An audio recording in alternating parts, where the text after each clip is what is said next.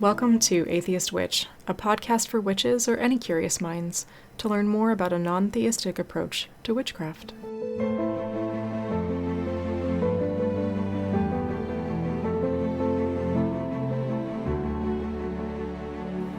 I'm sharing my journey as I find my way between actively practicing witchcraft and navigating a non-theistic viewpoint.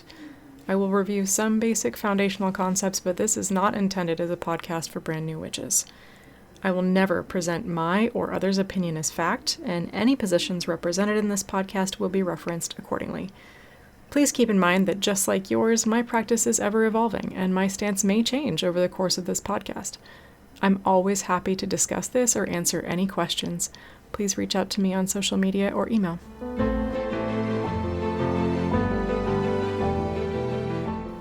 Welcome to episode 2 of the Atheist Witch podcast. Today we will talk more about atheist witchcraft itself. We'll talk about what is an atheist versus agnostic or other theisms. What does the world look like without deity? Why am I an atheist? And what does an atheist practice look like?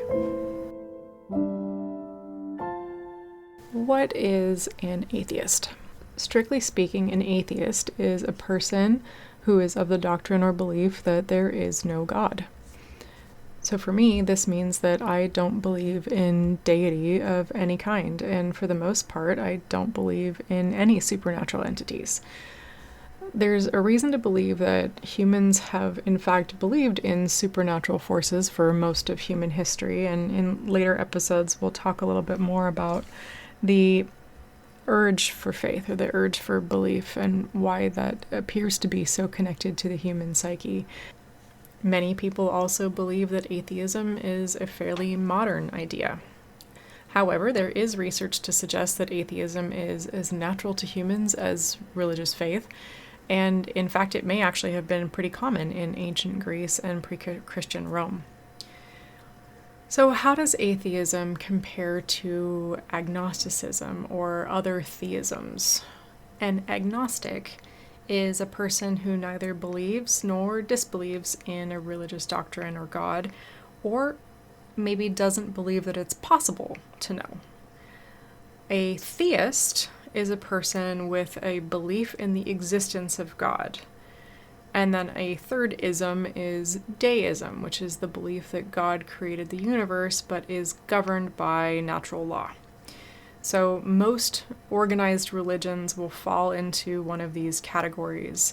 In later episodes, we'll talk a little bit more about other organized religions like the Abrahamic faiths or Eastern philosophies, and even how some of those might influence atheist witchcraft or even my own practice.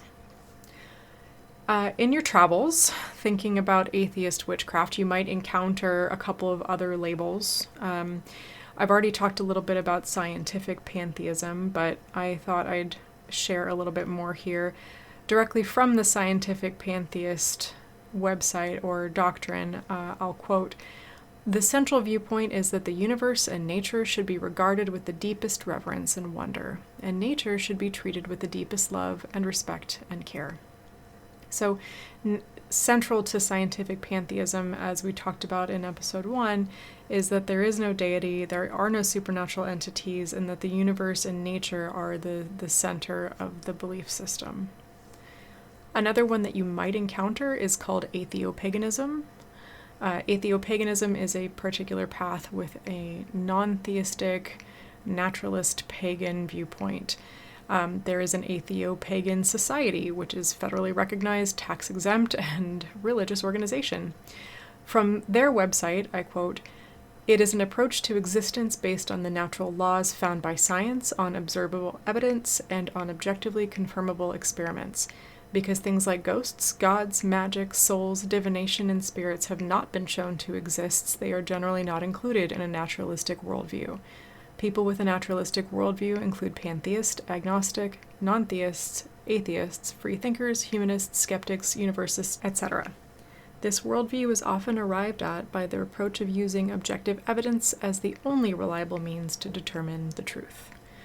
So you'll find as we go along that a lot of my practice falls pretty well in line with some of these other definitions, but you may find that one or more of these resonates more closely with you. So I encourage everyone to look more into this.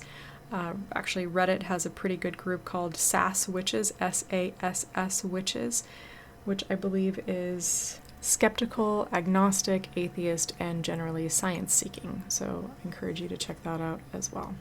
So for myself, how does one find spirituality, morality, and purpose in a godless world?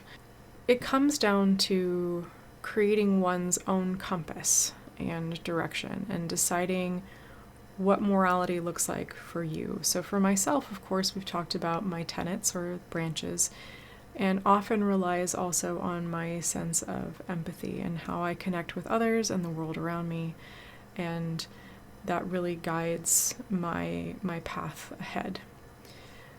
I do avoid proselytizing and I don't mentor others, but as I've said before, I am happy to have discussions and open conversation about what atheism looks like as a witch. So, given all of this, why am I an atheist? The first thing I will point out is that it is not for a lack of trying. In fact, many times throughout my life, I have made a solid attempt at believing in an organized religion. I have made attempts at becoming Christian, Buddhist. I've tried to fall into a more structured witchcraft as a Wiccan, but each time I was not able to suspend my disbelief, I suppose. I was not able to forego my natural sense of skepticism and create the faith in deity. It's just something that does not come naturally to me. I like to think that I come from a deeply scientific set point with a heart that wants the world to be magical. And so I have over time developed in myself the identity as an atheist witch.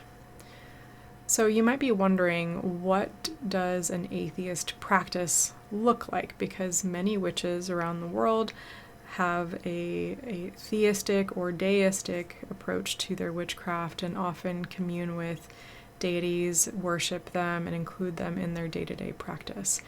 So given that, everything I'm about to say is just me, and this is how I practice as an atheist witch. So there's my disclaimer. The first thing is that, as we've talked about, this requires a very open mind. Practicing, believing in no deity, and yet being able to suspend disbelief long enough to think that witchcraft is a good fit for me requires a lot of scientific observation, but at the same time keeping that open mind and the discretion that we've talked about before. There are a couple of foundational concepts to my practice as an atheist witch, and the first, as I said, is scientific observation, particularly in spell work and ritual. I take a lot of notes. I do keep a book of shadows, and in that book of shadows, I write down everything that I learn. I clip things. I write down every spell, every ritual, every observation, and then I come back to that and I look for patterns, and I really sort of set out theories or hypotheses and try to prove or disprove them as I go along. That gives me a really good foundation to back into and create a sense of deep belief. The second core piece of my practice is understanding that witchcraft is sort of spicy psychology, especially when it comes to things like divination or spell work. The effects of things like deep visualization, or the effect of scent or color on our brains, the effect of symbolism, all of these things play deeply into how our brain interprets the world, and it allows us to use things like witchcraft to create a deep impact in ourselves and in our own brains. I'll talk about this a lot in coming episodes about how I leverage spicy psychology to create real change and impact in my life. So, in actual practice, what does this look like as an atheist witch? So, first of all, I observe the Wheel of the Year and the 8 Sabbats. I actually love engaging in these holidays, and I think it's fantastic to have 8 holidays per year, evenly spaced throughout the wheel. Often that means engaging in, deep traditions for those holidays, especially around some of the Celtic quarter days. I love to cook special things for these holidays, and I'll talk a little bit more about kitchen witchery in a moment. So I really structure and center my life around the rhythm of the seasons and the way that the natural world changes throughout the year and how that relates to our rhythm and how our lives go. Somewhat related to that, I also observe the moon cycles. In Wicca, these are called esbats, so I will observe the new moon or the full moon, and I often like to structure ritual work around the moon cycles. I do shadow work, striving to improve myself through introspection and journaling, ritual, and using all of these tools to face down the most uncomfortable truths that I can divine about myself. Shadow work, I think, is important for anyone, any witch. And if anyone has questions about shadow work, I'll post some resources in the episode notes, but you can also reach out to me. I am learning and will continue to learn a lot more about herbalism. I think it's interesting and important to educate myself about the origination of common medical compounds and how they actually have an impact on our bodies, and where a lot of modern drugs came from in folk witchery. So I'm really interested in growing things, and herbalism is a natural part of that for me. I love kitchen witchery. I think that love makes food taste better, and there is nothing that will ever convince me otherwise. So I love to include small practices and rituals into my kitchen witchcraft and in cooking and preparing anything. So I also keep an altar. I have an altar in my office, and I have various little mini magical spots throughout my home and on my property. Unlike a theistic or deistic witch, I don't keep any type of statuary or any visual representation of a deity on my altar, obviously, but in future episodes I can talk more about what is on my altar and what I do at my altar. I also engage in hedge riding or shamanic journeys throughout meditation and rhythmic listening and deep meditation. I like to journal the results of those hedge rides or shamanic journeys, and I like to spend a lot of time considering what kind of symbolism or what subconscious context those journeys might mean to me. I believe that our brains are incredibly powerful and that we don't always consciously understand what's going on, and so sometimes taking a step back and creating these observations can tell us a lot.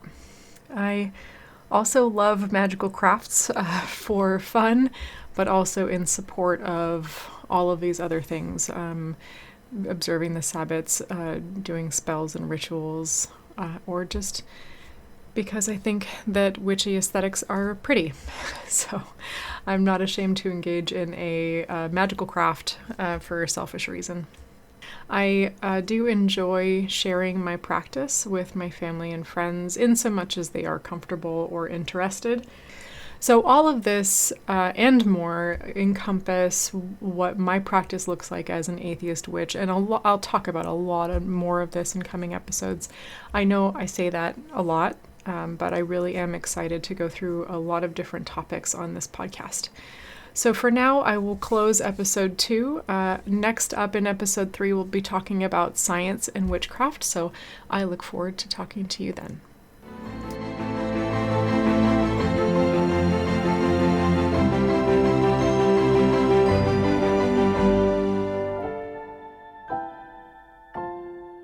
The best way to support this podcast is to please like, subscribe, or leave a review. Follow or message me on Insta at @anatheistwitch, or email me your comments and questions at anatheistwitch@gmail.com.